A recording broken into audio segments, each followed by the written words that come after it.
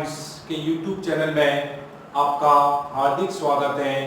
आज अपन केमिस्ट्री का 9 लेसन का लेक्चर 9 कोऑर्डिनेशन कंपाउंड उप सहसंयोगिक में वैलेंस बॉन्ड थ्योरी संयुक्ता बंध सिद्धांत के समन्वय संख्या 6 वाले एग्जाम्पल करेंगे। अब अपन नेक्स्ट क्लास में लिया था अपने समन्वय संख्या 4 वाले यौगिक। आज अपन शुरू करेंगे समन्वय संख्या 6 वाले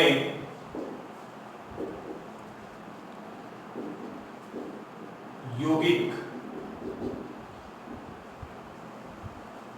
अब समन्वय संख्या 6 वाले यौगिक का आपको क्या करना है, इनमें संकरण, ज्यामिति, चुंबकीय प्रकृति, चुंबकीय आघूर्ण, रंग आदि के बारे में अध्ययन करेंगे।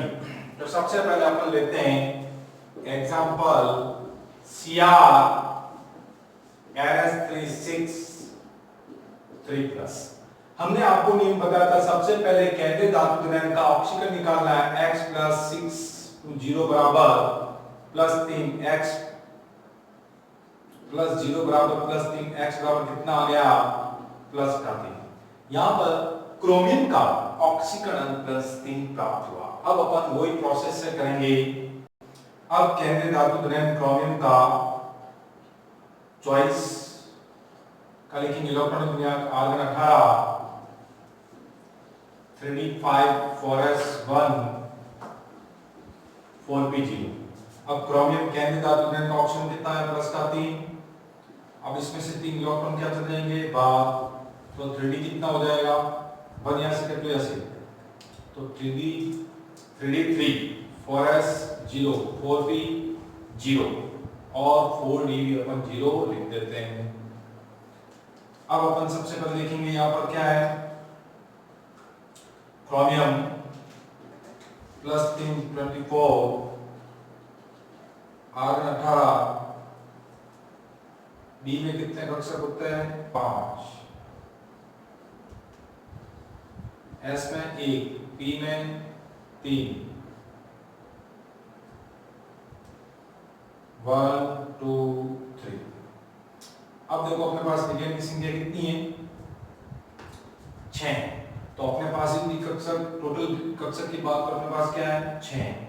तो इस स्थिति में अपन एमीन एक पर्पल लिगेंड होने के कारण भी यहाँ पर इलेक्ट्रॉन का युग्मन नहीं होगा, क्योंकि अपने पास रिक्त डी कक्षक आवश्यक रूप से उपलब्ध है, तो अपने को आई की स्वीकृत करने की आवश्यकता नहीं। तो अपन यहाँ पर सबसे पहले करेंगे मूल अवस्था ग्राउंड स्टेट।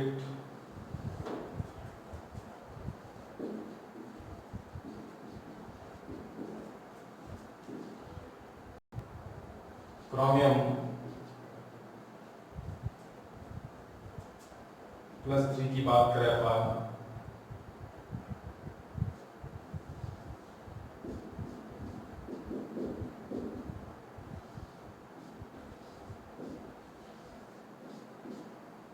अब संकेत अवस्था क्रोमियम से जुड़ा जो लिगेंड है एमीन, वो क्रोमियम की जो रिक्त कक्षक है उनके साथ एलपी को दान करके उप सहसंयोगी बंध का निर्माण करेगा। तो amine first,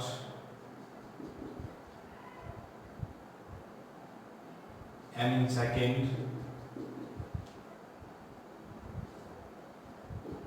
amine third, amine 4, amine 5 और एमीन 6। तो अब देखिएगा ये कौन सा किसका था 3d, ये क्या था 4s और ये कौन सा कक्षक था 4p। तो देखिएगा उप सहसंयोगी बंध में भाग लेने वाले कक्षक कौन है, उनके बारे में अपन अध्ययन करेंगे। तो d के कितने कक्षक भाग ले रहे हैं 2, s का कितना भाग ले रहा है 1, p के कितने भाग ले रहे हैं 3। तो संकरण कौन सा हो गया d2sp3, संकरण हो गया आपका d2sp3। अब बात करेंगे अपन ज्यामिति कैसी होगी इसकी, अष्टफल की।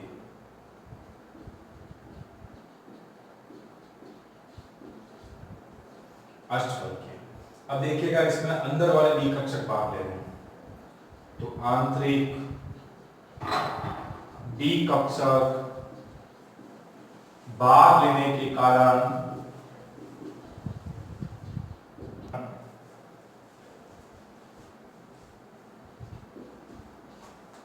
चक्रण निम्न होगा। हमें कभी बताया था आपको, y डी कक्षक भाग लेते हैं तो चक्रण का उच्च होता है, जबकि आंतरिक डी कक्षक भाग लेने पर चक्रण निम्न होगा। तो यहाँ पर हम बात करें हेक्साएमीन क्रोमियम जो थर्ड है वो एक आंतरिक संकुल है।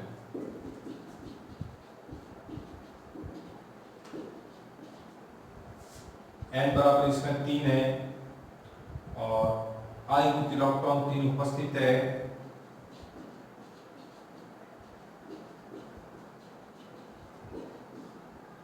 इसका रंगीन प्रकृति होगा और रंगीन के साथ साथ ही कैसा होगा, अनुचुंबकीय प्रकृति का भी होगा।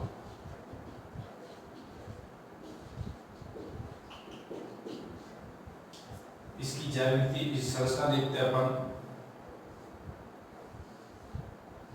Chromium NH3 first, NH3 second, NH3 third और NH3 fourth, NH3 5, NH3 6, 3 plus का, तो ये हो गया आपका अष्टफलकीय। अब इसमें अपन चुंबकीय आघूर्ण ज्ञात करेंगे। तो चुंबकीय आघूर्ण अपने को पता है, ज्ञात करने का जो फॉर्मूला होता है म्यू बराबर रूट एन एन प्लस 2। यहाँ पर एन मैंने लिखा 3, तो म्यू बराबर रूट 3 प्लस 2, तो म्यू बराबर रूट 3 इंटू 5, तो म्यू बराबर रूट कितना हो जाएगा 15 pm। तो mu is equal to not 0 आ रहा है, तो ये कैसी प्रकृति होगा, अनुचुंबकीय प्रकृति का होगा। तो अपने को इसके अंदर क्या क्या करना है, सबसे पहले संकर, तो हमने स्टेप बाय स्टेप प्रोसेस किया। तो संकर क्या है, D2sp3, ज्यामिति होगी अष्टफलकीय, आंतरिक डी कक्षक भाग लेने के कारण चक्रण निम्न होगा। हेक्साएमीन क्रोमियम थर्ड आंतरिक संकुल है, n बराबर 3 है, 1 2 3, ये I युक्त इलेक्ट्रॉन की संख्या 3 है, n का मान 3 आ गया। I युक्त इलेक्ट्रॉन 3 उपस्थित है, तो जब I युक्त इलेक्ट्रॉन का रंग कैसा होगा, रंगीन, और चुंबकीय प्रकृति होगी अनुचुंबकीय प्रकृति। फिर हम इसकी बने इसकी ज्यामिति संरचना। उसके बाद देखिए अपन चुंबकीय आघूर्ण म्यू बराबर रूट n प्लस 2, म्यू बराबर रूट n का मान 3, तो 3 प्लस 2 5, 5 को 3 से गुणा करेंगे 15, तो रूट 15 क्या आ गया आपके पास, bm, बोर मैग्नेट्रॉन। तो इस टाइप का 1-2 नंबर का क्वेश्चन आ सकता है कि हेक्साएमीन क्रोमियम थर्ड जो है वो कैसा संकुल है, तो अपन बता सकते हैं आंतरिक संकुल है। या हेक्साएमीन क्रोमियम थर्ड है वो कैसी प्रकृति का है, अनुचुंबकीय प्रतिचुंबकीय, तो अपन उसकी चुंबकीय प्रकृति भी बता सकते हैं कैसा ये अनुचुंबकीय प्रकृति का। इसी टाइप से अपन इसका सेकंड टाइप का क्वेश्चन करेंगे। अब अपन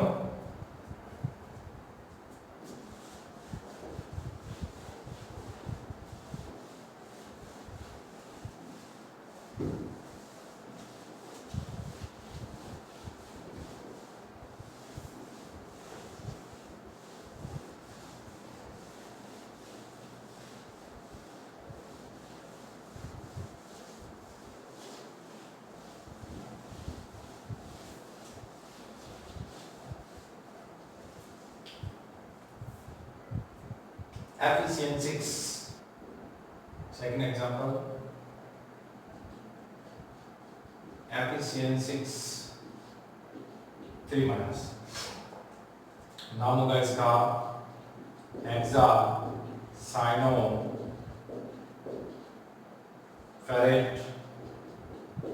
थर्ड। सबसे पहले अपन लोगों को क्या करना है, Fe का क्या निकालना, ऑक्सीकरण, जिसको निकाल उसको क्या मानेंगे, x प्लस 6 साइन को होता -1 बराबर -3, x माइनस 6 बराबर -3, x बराबर 6 -3, x बराबर कितना आ जाएगा, प्लस का 3। ये अपने पास आ गया ऑक्सीकरण अंक। अब केंद्रीय धातु घन जो Fe है वो ऑक्सीकरण अंक के अनुरूप इलेक्ट्रॉन त्यागेगा। तो अपना बताया कि कितने बनेगा 26, तो आर्गन 18, इलेक्ट्रॉनिक विन्यास की रेफरेंस का इलेक्ट्रॉनिक विन्यास।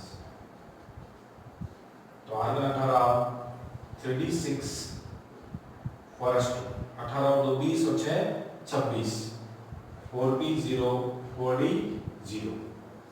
अब ये केंद्रीय धातु ग्रहण ऑक्सीजन अवस्था के अनुरूप अपने इलेक्ट्रॉन त्यागेगा।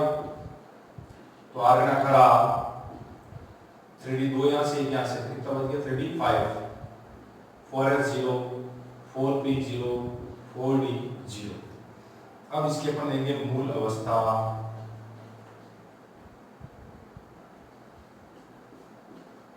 तो आर्गन 18 Fe की बात करें अपन डी में कक्षक कितने होते हैं 5, तो ये बना दिए 5, S में 1, P में 3 और D में 5 है तो 5। तो ये हो गया 3d5 1 2 3 4 5 4s 0 4p 0 और 4d 0। ये आंतरिक डी कक्षक है, ये बाह्य डी कक्षक है, ये आपको याद रखना है, ठीक है। तो अब इसका प्रोसेस देखते हैं अपन, लिगेंड को देखेंगे। तो CN कैसा लिगेंड है, परबल है, आपको बताया था लिगेंड के बारे में। तो परबल लिगेंड, तो परबल लिगेंड होता है उस स्थिति में अपन क्या करते हैं, जब भी परबल लिगेंड होता है तो आपको प्रोसेस बताया था कि इलेक्ट्रॉन एक दूसरे से क्या हो जाएंगे युग्मित, क्योंकि अपने पास यहाँ पर कक्षक रिक्त नहीं। तो इस स्थिति में अपन यहाँ लिखेंगे FeCN6 3 माइनस में संकुल में Cn एक परबल लिगेंड होने के कारण इलेक्ट्रॉन अयुग्मित से युग्मित हो जाते हैं। तो अपन बनाएंगे आर्गन 18 डी में कक्षक 5 व्यवस्थित कर देंगे अपन, S में 0, P में 0 और D में भी 0। ये हो गया 3d5, ये हो गया 4s0 4p0 4d0। अब यहाँ पर परबल लिगेंड होने का इलेक्ट्रॉन से युग्मित हो रहा है, इस स्थिति में कौन सी अवस्था आएगी, पुनर्विन्यासित अवस्था।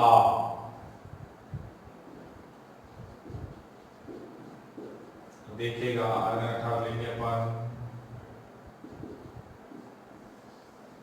1 2 3 4 5 1 2 3 5 4s, ये हो गया आपका 4p, ये हो गया आपका 4d। क्लियर, ये 3d5 था, 4s0 4p0 और 4d 0।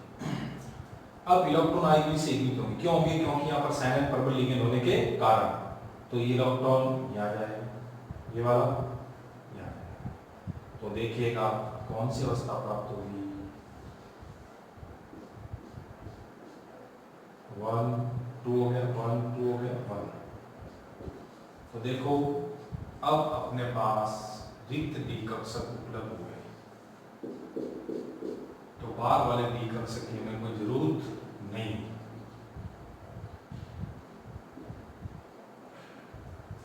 अब यहाँ पर कौन सी अवस्था आ जाएगी, संकृत अवस्था। इसी के साथ बता रहा हूं संकृत अवस्था।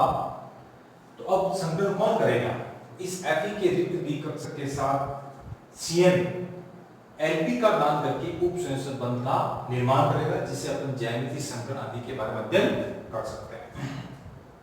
तो Cn फर्स्ट, Cn सेकेंड, ये हो गया Cn थर्ड, Cn4, Cn5 और Cn6। इनका यूज नहीं है तो अपन काम में नहीं लेंगे। 4d कक्षक संकरण देखिएगा, d के कितने भाग ले रहे हैं 2, s का 1, p के 3। तो संकरण कौन सा हो गया d2sp3। ये अपन बता रहे हैं कि ये कक्षक संकरण में भाग ले रहे हैं, ये चीज समझ। तो D2sp3, तो संकरण कौन सा हो गया? D2sp3।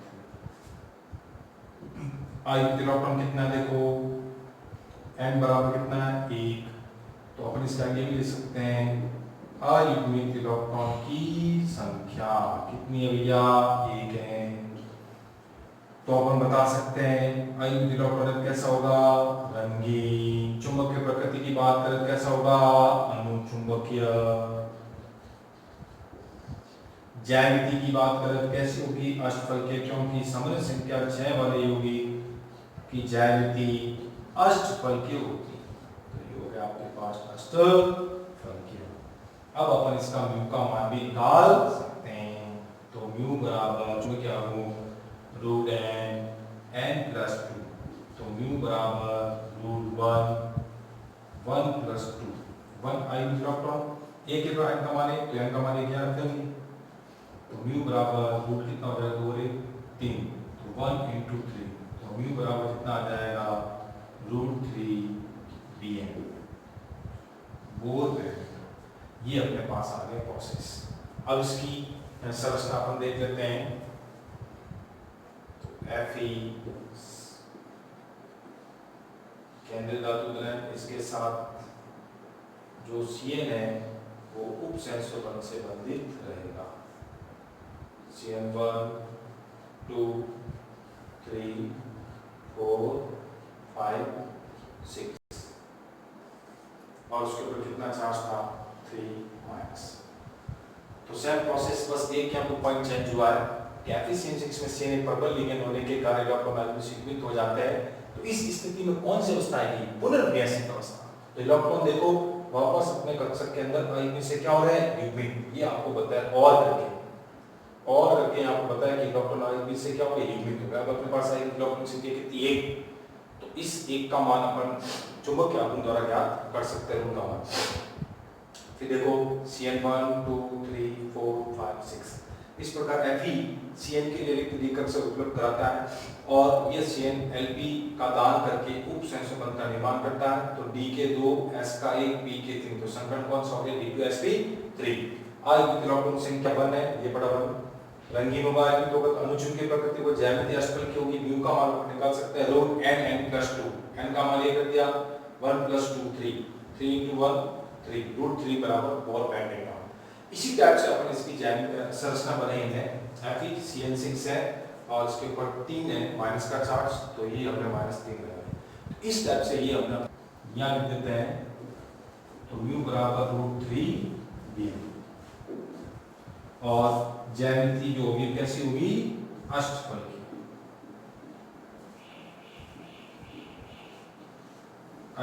ज्यामिति किस अष्टफलकीय। तो इस टाइप से 2 नंबर का क्वेश्चन आपको करना है।